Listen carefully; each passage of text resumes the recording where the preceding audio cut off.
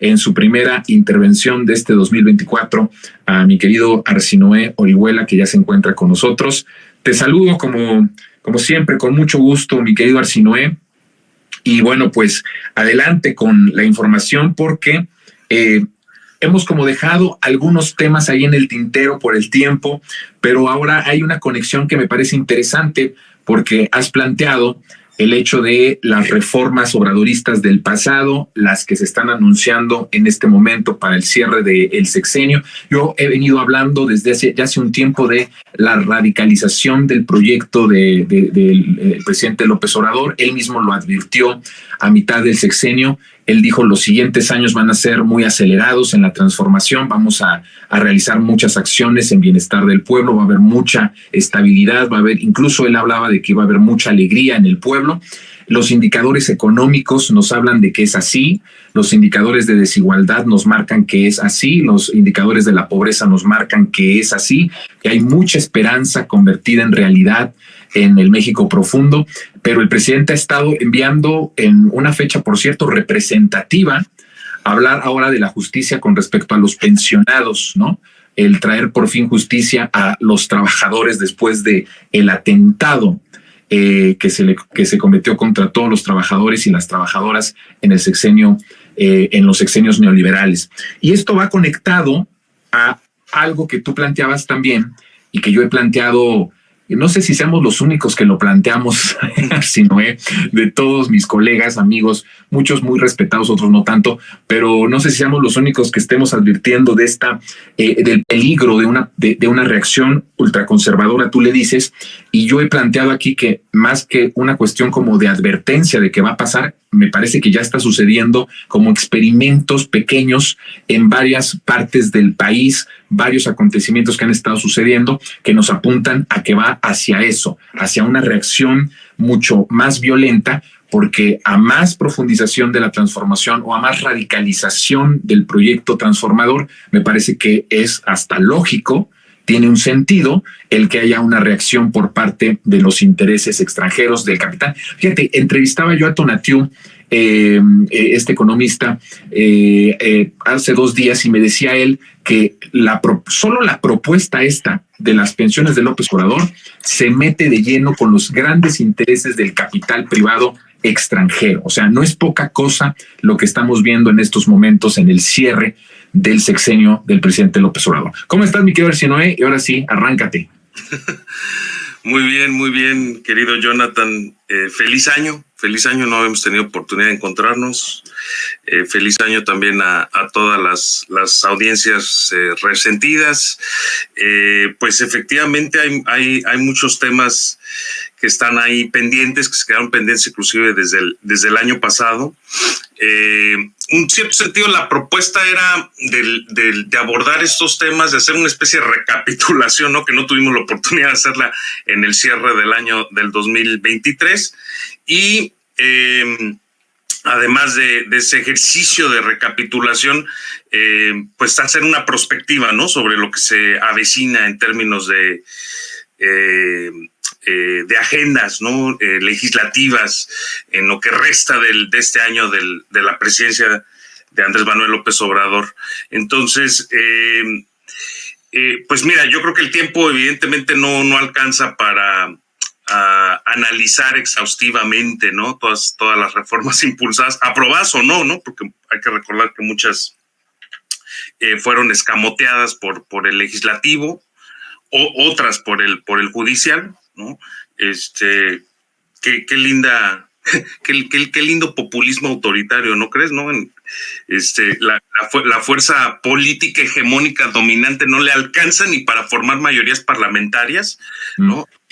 Ni ejercer presión sobre el único de los poderes que no está sujeto al escrutinio popular, ¿no? Y que toda la vida fue un poder vasallo del Ejecutivo hasta el sexenio pasado. Pero bueno, digamos, es solo un ejercicio, no tenemos el tiempo para abordar con detalles todos los cambios a la ley, reformas constitucionales promovidas, impulsadas durante los 5 años del primer gobierno obradorista. Bueno, digo primero porque ya podemos asumir que habrá por lo menos un segundo, ¿no? Y si la oposición pues no se despabila, que se antoja difícil, por ahí se quedan en la congeladora otros 2 o 3 sexenios. Si acaso, pues, digamos, agazapados en esas 3 o 4 narcoestados, narcoentidades que les quedan, ¿no?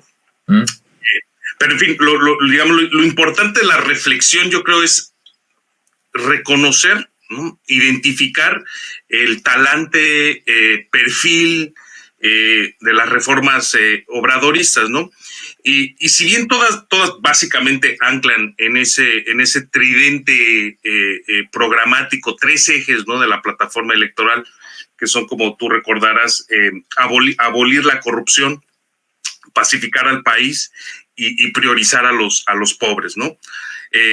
Si te das cuenta, lo que, digamos, en términos estrictamente políticos, lo que está en curso, en práctica, es un intento de restauración, regeneración, podríamos usar la palabra, del Estado de Derecho, ¿no?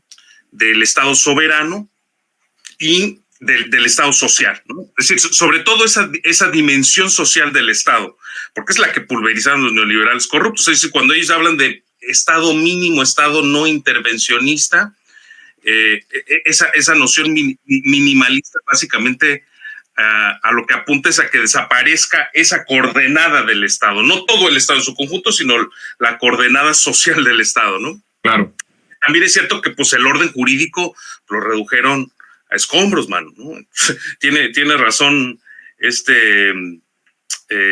Paco Ignacio Taibo, ¿no? Cuando dice que los neoliberales son como el rey Midas al revés, todo lo que tocan lo convierten en caca, ¿no? Y bueno,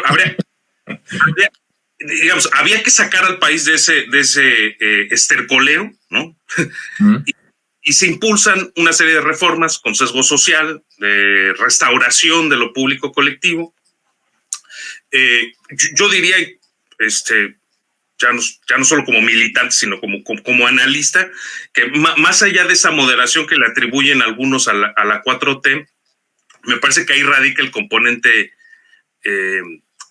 izquierdista del obradorismo, ¿no? Ese compromiso firme, ya no solo con un programa de ideología, sino con un modelo de convivencia social y político, ¿sí? Que apuesta por la primacía, la preeminencia de lo público colectivo, ¿no?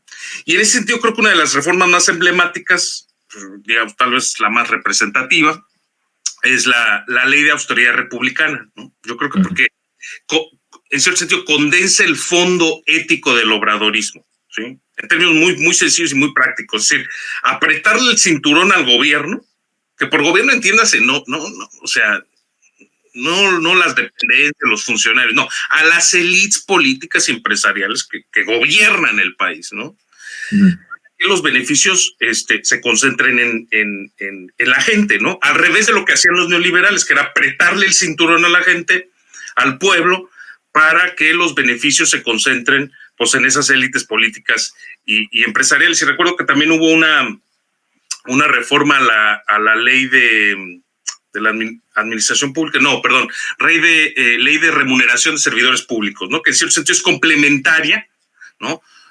A esta, porque establece los límites, ¿no? A los salarios, sueldos de los funcionarios, ¿no? A la que, por cierto, se opuso el Poder Judicial y pues incluso se ampararon para seguir ganando pues, poco menos de $1,000,000 de pesos mensuales, ¿no? O sea, son casi 400,000 pesos más de los ciento y poco que gana el presidente de la República, ¿no? Pues, están fuera del marco legal, están fuera de la legalidad.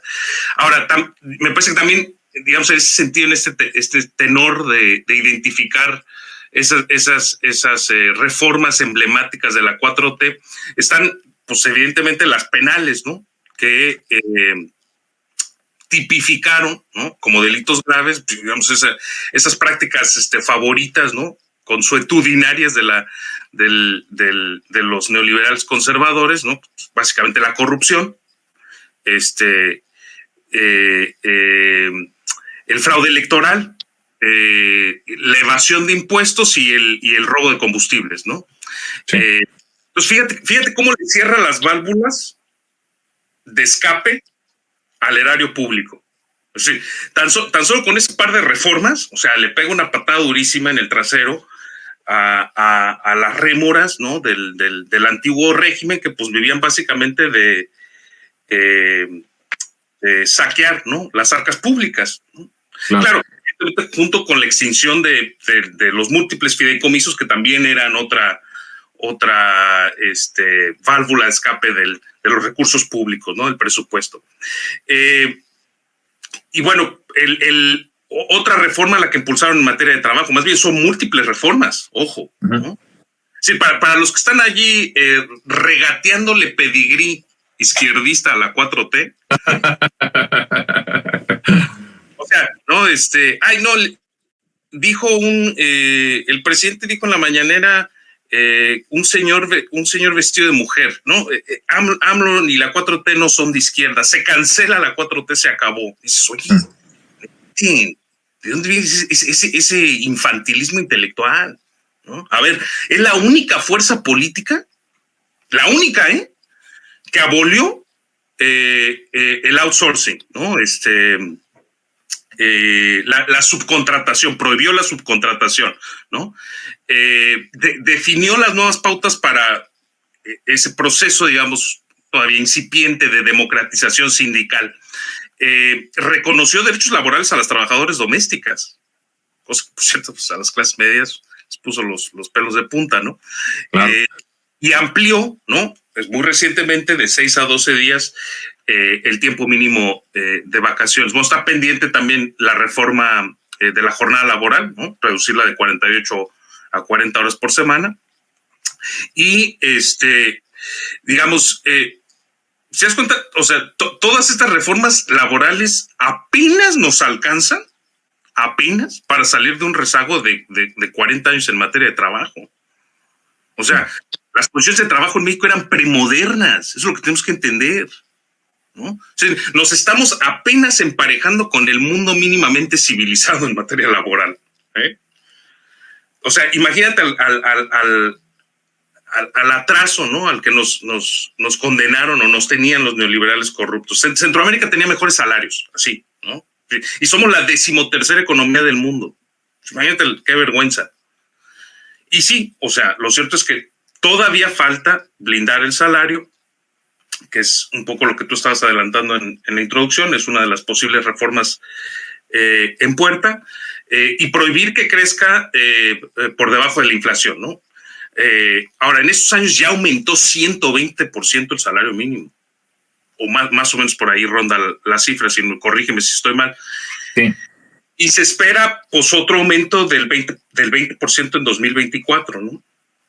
O sea, imagínate lo que significa el obradorismo en materia salarial.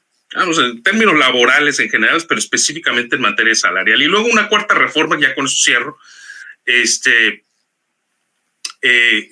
elevar, ¿no?, a rango constitucional los programas sociales y de bienestar, ¿no? O sea, pensión para adultos mayores, discapacitados, becas para estudiantes de bajos recursos, que es algo que se comenta mucho, ¿no? Se dice fácil inclusive, pero pues, digamos, esta universalización de derechos, porque son derechos, ¿no? El presidente siempre insiste en distinguir entre dádivas, ¿no?, y derechos, son derechos.